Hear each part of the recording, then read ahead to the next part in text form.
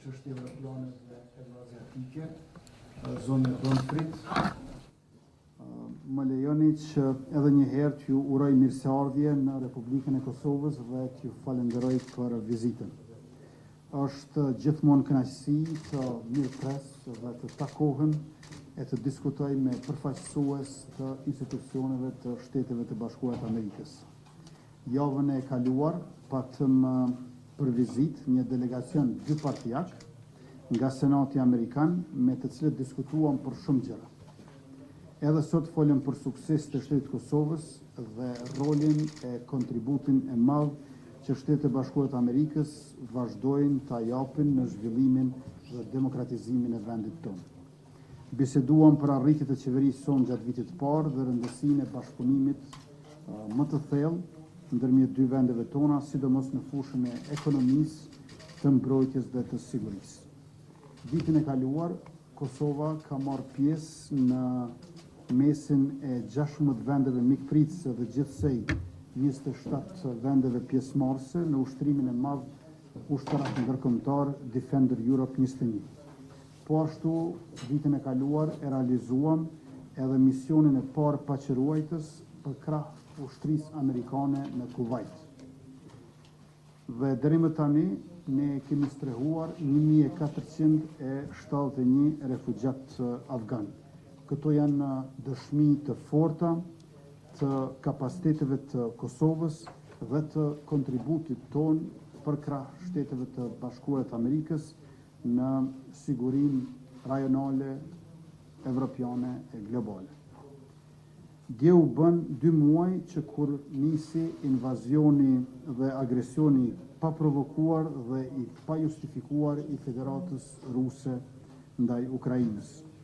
Kjo luftë që shumë lider vendesh nuk e prisnin të ndodhnin, po zgjat shumë më gjatë se që agresori e priste të ndodhte. Por derisa e mbështesim dhe e shohim me admirim rezistencën e popullit ukrainas, ne duhet të mbetemi të vëmendshëm për rreziqet që mund të nxjisë dëshpërimi i Kremlinit despotik. Reagimi dhe rreshtimi i Republikës së Kosovës me Shtetet e Bashkuara të Amerikës, me Bashkimin Evropian dhe Mbretërinë e Bashkuar ka qenë menjëhershëm. Një rreshtim i tillë është vlerë, orientim dhe aleancë. Vlerë humanitare dhe demokratike, orientim perëndimor dhe aleancë euroatlantike. Përpos sanksioneve që i kemi vendosur Federatës Ruse, kemi treguar solidarizim me popullin dhe shtetin e Ukrainës. Kemi shprehur gatishmërinë për të pranuar deri në 5.000 refugjat nga Ukraina dhe tashmë kemi mirëpritur gazetaren e parë ukrainase, zonjën Ludmila Makej, e do të mirëpresim edhe të tjerë. Por jo të gjitha shtetet e Ballkanit Perëndimor kanë vepruar njësoj. Është për të ardhur keq që kemi refuzimin e Serbisë për të sankcionuar Rusinë dhe për të distancuar nga ajo. Mund të ketë qenë një qëndrim i pritshëm, por asesi nuk duhet të jetë i mirëkuptueshëm. Një refuzim i tillë tregon për bindjen tonë, vlerë, orientim dhe aleancë, vlerë antidemokratike, orientim jo perëndimor edhe aleancë autokratësh.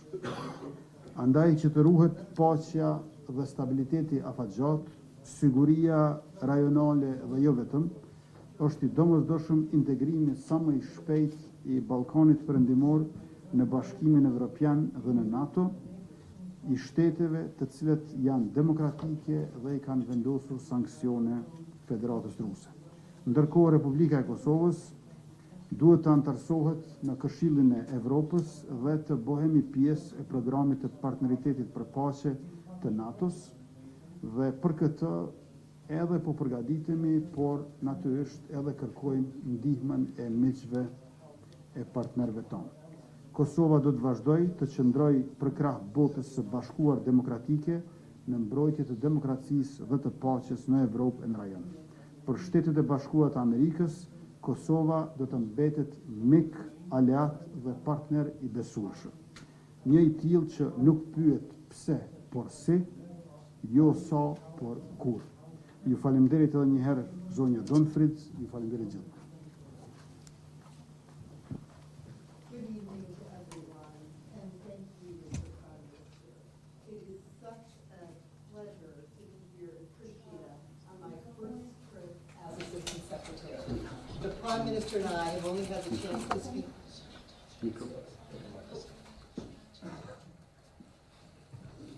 Should I start again? You're good. The Prime Minister and I have only had the opportunity to speak by phone, so it's a particular pleasure to meet in person on such a stunning day. As I landed at the airport, I had a spectacular view of your beautiful country. I'm here at a challenging time for Europe and the Western Balkans. Russia's brutal, unprovoked war against Ukraine is a wake-up call for many of us. Despite all the hard-earned progress the United States, Kosovo, and other democratic partners have made, we must never take peace or our democratic institutions for granted. We must strive every day to deliver for our citizens. The United States wants to see Kosovo take its place in European and Euro-Atlantic institutions. That's why we place such a high priority on supporting the EU-facilitated dialogue to help Kosovo achieve normalized relations centered on mutual recognition with your neighbor, Serbia. The status quo is unsustainable. Not only does it hinder Kosovo and Serbia's European futures, but it benefits the Kremlin. Russia wants to ruin unity and democratic consolidation in the Western Balkans, ensuring that you and your neighbors cannot and do not integrate into European and Euro-Atlantic institutions. It believes that a stronger, more prosperous, democratically resilient Balkans region is a threat to its influence. Ajo beson se një I cili është më I fuqishëm The best way to counteract the Kremlin's attempts to destabilize the region is simple. Kosovo and Serbia must come together and urgently re-engage in the EU-facilitated dialogue with robust U.S. support. The Prime Minister and I discussed next steps in the dialogue and just how important this is to the United States. Our goal is your goal, an agreement that normalizes relations centered on mutual recognition. Urgent, creative, and flexible engagement and sincere good faith efforts by both Kosovo and Serbia will lead to lasting benefits for all citizens, including economic growth and long-term stability. I am aware of concerns within the government and people of Kosovo for Kosovo's security at this unsettling time. I assure you that the United States' commitment and that of our allies and partners remains iron